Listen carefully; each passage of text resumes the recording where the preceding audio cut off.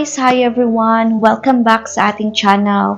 And for today's video, ang pag-uusapan natin ay paano natin i-renew ang ating passport. Nakapag-renew ako ng passport last year and parang ilang years na yung passport ko. Parang 4 years o 5 years na yata na hindi ko siya na-renew.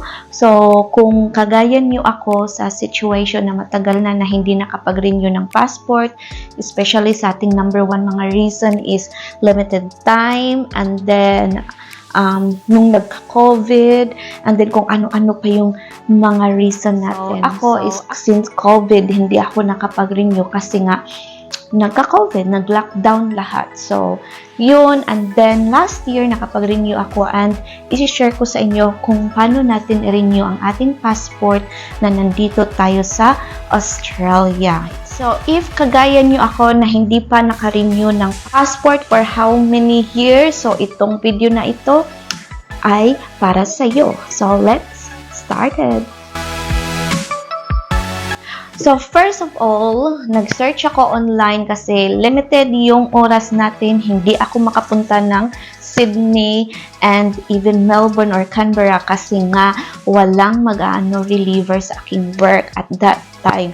So, noon, nag-search ako online and then nakita ko itong Brisbane Mobile Mission. So, itong Brisbane Mobile Mission is, ito yung nagre-renew ng passport. Tapos, yung Canberra pupunta ng Brisbane for I think 1 to 2 days sila dun sa Brisbane. So, yun yung swak sa akin. I-go through ko kayo sa mga requirements na nandun sa mobile mission na yan sa pagre-renew ng passport. Madali lang siya, guys. Very, very straightforward. So, ipapakita ko sa inyo kung paano siya gawin. So, unahin muna natin yung for adult renewal, guys. Punta tayo ng homepage and click natin yung Chrome. And then, mag-type tayo dyan ng Passport Renewal Philippine Embassy. I-click nyo lang yan. And pagkatapos, ito yung lalabas sa homepage nyo. I-click nyo rin yung passport requirements for adults. And it will take you here sa website na yan. And nandito lahat yung mga requirements na kailangan nyo. Una is yung personal appearance, of course. And pangalawa is printed application packet from the confirmation email. Pangatlo is yung passport nyo, and pang-apat is photocopy of Australian visa if you are permanent or citizen. And yung panglima nating requirements is ito na yung mga supporting documents. Number 1 is yung original PSA marriage certificate natin if you are married. Number 2 is yung birth certificate natin. And number 3, if you are divorced. And of course, dalhin nyo din yung divorce paper nyo or annulment nyo. And yung pang-last natin is yung registered post or platinum express post. Ito yung envelope na ipapadala sa inyong passport. So, return envelope. So, kayo din yung magpo-provide ng express post para maipadala sa'yo yung passport mo. The last part is ito yung mga other additional supporting documents. Kung kailangan nyo yan, nandyan yung mga passport lost and other information na kailangan. Noon nandun ako sa Brisbane sa mobile mission na yan, pag-renew ng passport, siningit ko na rin yung pag-report ng birth ni Alex. So, ipapakita ko sa inyo kung paano siya gawin.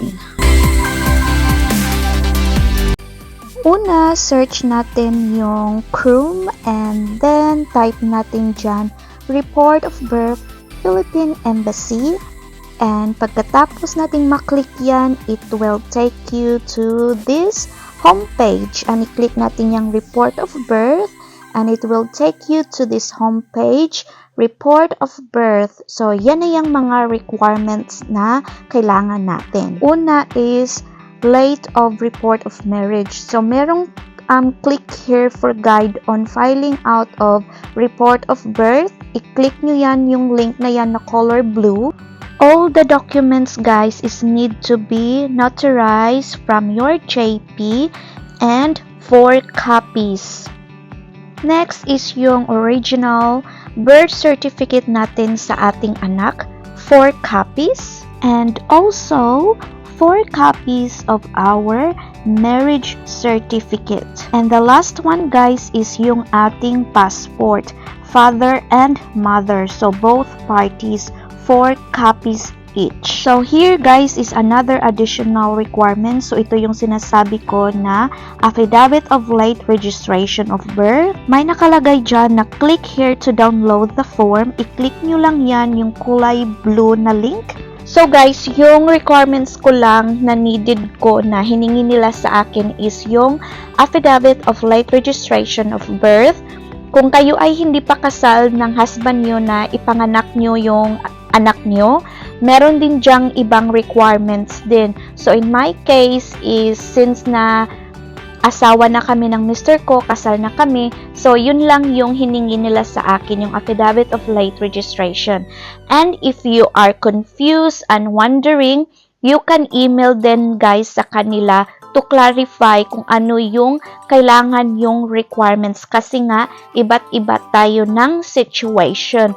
So very approachable naman sila guys, so you can email them as well. And of course, guys, meron din kayong cost na babayaran. Sa akin, that time is $45. I don't know how much is it now, but in my case, it's only $45.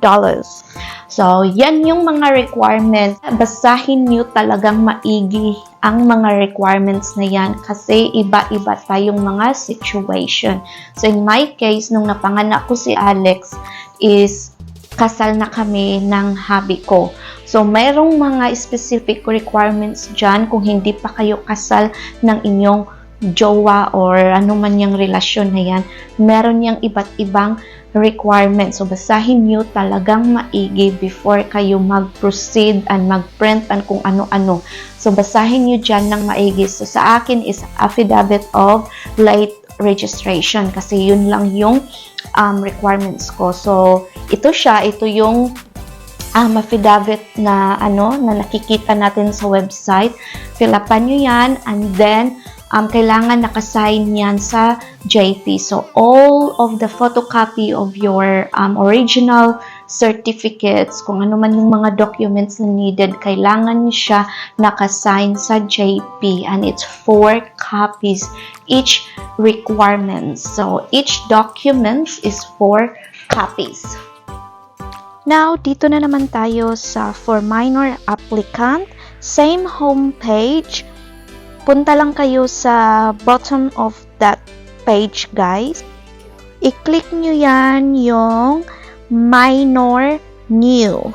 And ito yung lalabas sa link na i-click natin. So, nandito yung mga requirements na kailangan. So, una is yung personal appearance ng bata, of course. And pangalawa is yung confirmation email.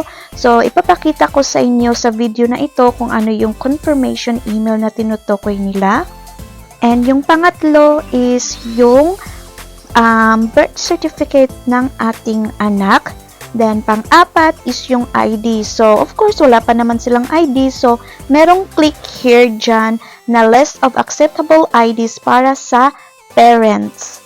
Next is yung photocopy of school ID. So, for example, kung grade 1 na yung anak mo or ano man yung grade or year ang anak mo, pwede din na kumuha kayo sa school nila ng School of Certification na nagpapatunay na nagsuschool yung anak mo kung nandito kayo sa ibang bansa.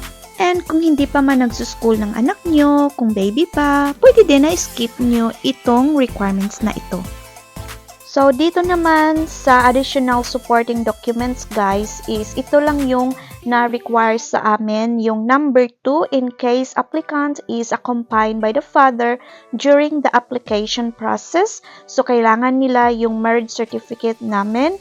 And pangalawa is yung passport, both parties, father and mother. So, yan lang yung requirements na hiningi nila sa akin. And the rest, guys, basahin nyo lang ng maigi kung ano yung requirements na kailangan nyo.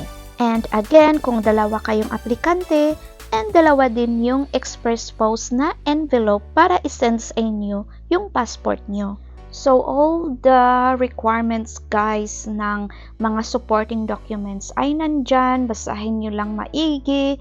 And merong mga link dyan na kailangan nyong fill upan kung yan ay naka-require sa inyo na kailangan yung fill upan. So, follow nyo lang kung ano yung mga requirements na kailangan nyo kasi very specific naman sila dyan sa website. Kung na maipakita sa inyo kung ano yung link na yun, basta ito siya yung picture and yung lalabas sa link na ibibigay sa inyo.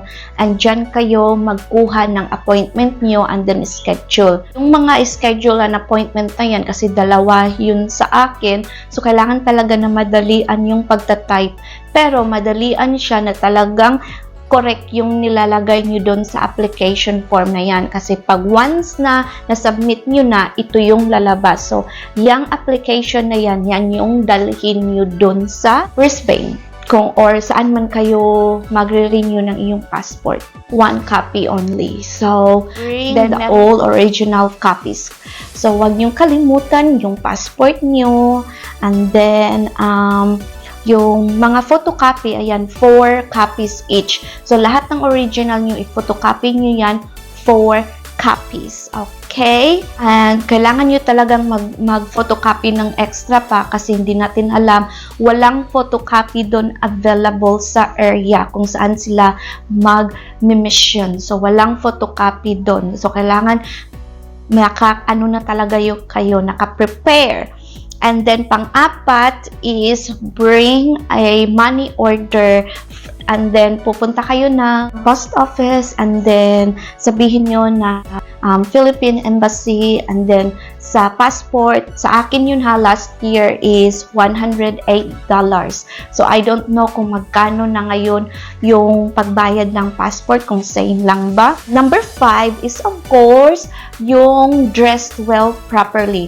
Huwag masyadong talaga kasi hindi natin alam na yung maglo-look after sa atin ay, hindi natin alam na hindi nila gusto yung natin. But, dress well in appropriate way na alam na naman natin kung paano yan mag tayo sa ating passport, diba? So, yun yung number 5 na requirements. And the last one is yung express post. So, kailangan yung magdala ng 2 express post. Sa kanila, isa sa'yo kasi pabalik sa'yo, of course, yung passport mo na-renew mo na. So, kailangan mo ilagay yung mga details doon sa inyong express post envelope. So, kayo din magpo-provide yan. 2 sa akin kasi nga, dalawa kami ng aplikante, si Alex. And so, yeah, yun siya, guys, ang mga requirements. So, after ng lahat ng mga nasubmit nyo na, yung mga application nyo, of course, bibigyan din kayo ng mga reminders. So, huwag kayong mag-alala kasi pagkatapos ng application nyo na na-register nyo na, nakuha nyo na yung schedule and what time and whatsoever, magsisend din sila, ang embassy, magsisend din ng reminder sa'yo. So, ano mo lang talaga dyan is lahat documents mo nandyan, separated. If you have 2 applicants, like yung anak mo or something, separate the requirements.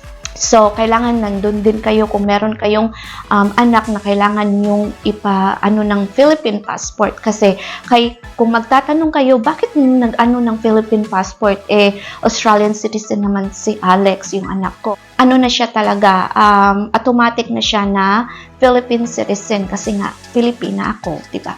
So, automatic na siya na Philippine for as long as ma-report nyo lang yung report of birth. So, yun yung sinabi ko sa isang video, sa ating video na ito na yun yung mga requirements to report your child. Pag hindi nyo pa na-report yung child nyo, so might as well do it na kailangan nyo nang i-report yung child, yung birth ng anak nyo sa Pilipinas. Kung gusto nyo lang naman. Ako, yun yung ginawa ko. Paano ako nakaano ng report of birth kay Alex in a 1 appointment?